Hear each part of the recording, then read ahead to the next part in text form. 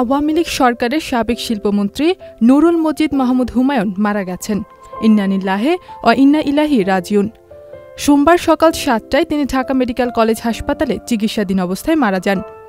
তার ছেলে মঞ্জুরুল মজিদ মাহমুদ সাদি ফেসবুকে দেয়া এক পোস্টে মৃত্যুর খবর নিশ্চিত করেছেন। বৈষম্যবিরোধী ছাত্র আন্দোলনে নরসিংদীর হত্যা, আক্রমণ ও ভাঙচুর মামলায় গ্রেফতারের পর থেকে তিনি কারাগারে ছিলেন। অসুস্থ অবস্থায় সেখান থেকে গতকাল রবিবার তাকে ঢাকা মেডিকেল কলেজ হাসপাতালে ভর্তি করা হয়। সেখানে চিকিৎসাধীন অবস্থায় আজ সকাল ৭টায় তিনি মারা যান। নুরুল মজিদ মাহমুদ হুমায়ুন ১৯৮৬ সালে স্বতন্ত্র প্রার্থী হিসেবে নরসিংদী ৪ আসন থেকে সংসদ সদস্য নির্বাচিত হন।